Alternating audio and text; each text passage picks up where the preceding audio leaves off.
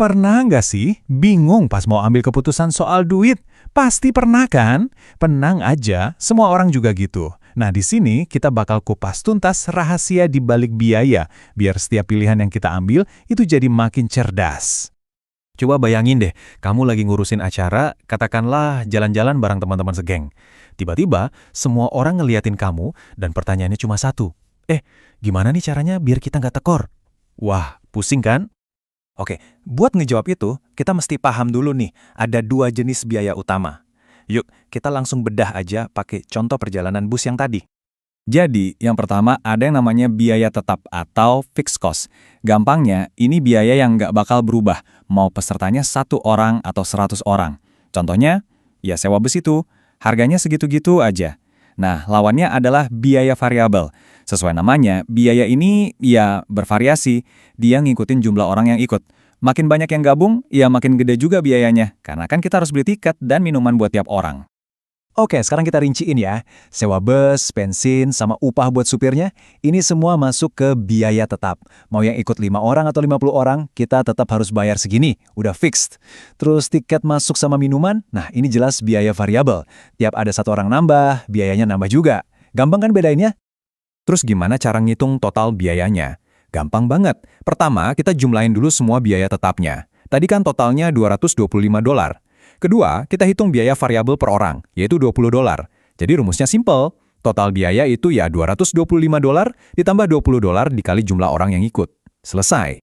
Sip, total biaya udah ketahuan. Sekarang kita masuk ke bagian yang paling seru, paling penting, nyari break-even point atau titik impas. Ini nih, angka keramat yang bakal nentuin acara kita untung atau buntung.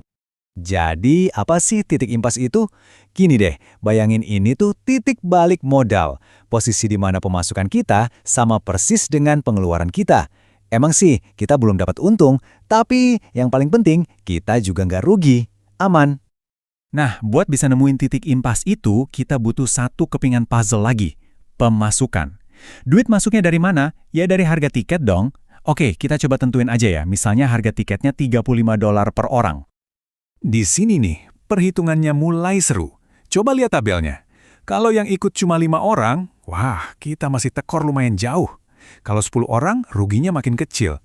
Tapi, coba perhatiin deh, begitu jumlah pesertanya nambah terus, lihat apa yang terjadi di kolom profitnya. Dan, ketemu. Angka keramatnya adalah 15. Betul. Kita butuh pas 15 orang biar total pemasukan dan pengeluaran kita sama-sama di $525.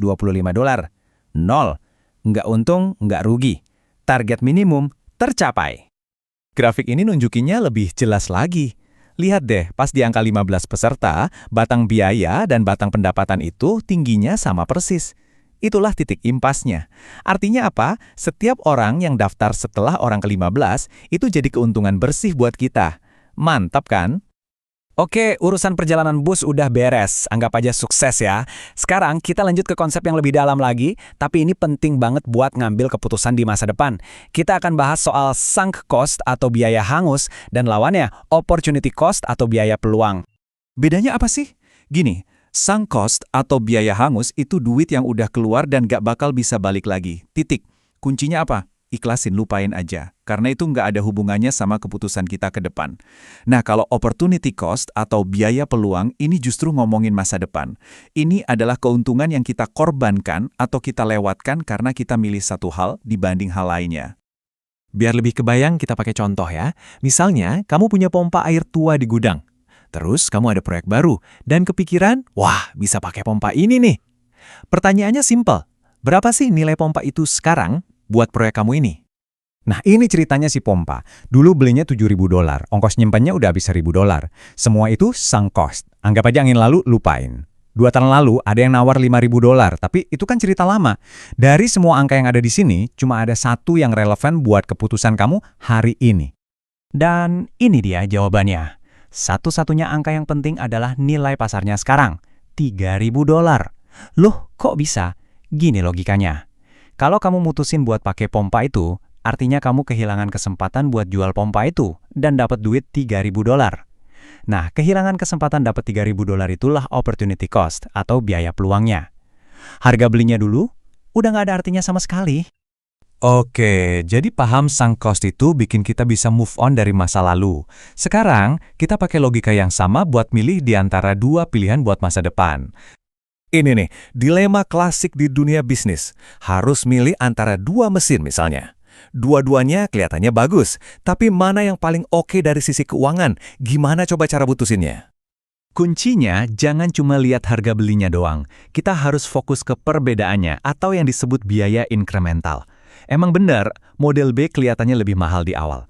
Tapi coba lihat biaya perawatannya deh. Justru kita bisa hemat $1.750 tiap tahun. Nah, analisis kayak gini nih yang sering banget ngebalikin keputusan. Karena keuntungan jangka panjang ternyata lebih penting dari biaya awal. Nah, ini nyambung banget ke poin kita selanjutnya yang juga krusial. Kita harus berpikir jangka panjang. Keputusan finansial yang jitu itu bukan cuma soal biaya hari ini, tapi soal keseluruhan biaya selama umurnya. Sering kan kita dengar, ada harga, ada rupa. Beli yang paling murah di depan belum tentu jadi yang paling hemat loh. Inilah inti dari konsep life cycle cost atau biaya siklus hidup. Kita harus hitung semua biayanya, dari mulai beli, ongkos jalan, biaya servis, sampai nanti ongkos buangnya. Cuma dengan cara itu, kita bisa benar-benar tahu mana pilihan yang paling irit. Tentu aja, semua analisis ini kan basisnya perkiraan ya, kita nebak masa depan. Dan akurasi tebakan itu beda-beda banget tingkatannya. Perkiraan kasar di awal-awal, wah, bisa melesetnya jauh. Tapi begitu kita dapat data lebih banyak, lebih detail, perkiraan kita bakal jadi makin presisi. Dan kemungkinan salahnya jadi kecil banget. Jadi, bisa dibilang ini aturan mainnya. Makin akurat data dan perkiraan kita, makin mantap juga keputusan yang kita ambil. Data yang bagus itu ibarat pondasi buat semua pilihan finansial yang cerdas. Sebagai penutup, saya mau kasih satu pertanyaan buat direnungkan. Waktu yang kalian pakai buat menyimak pembahasan ini, itu kan sebuah pilihan. Berarti, ada hal lain yang nggak kalian lakuin di waktu yang sama. Nah, pertanyaannya, apa opportunity cost atau biaya peluang yang udah kalian bayar hari ini tanpa kalian sadari? Coba dipikirin, sampai ketemu lagi.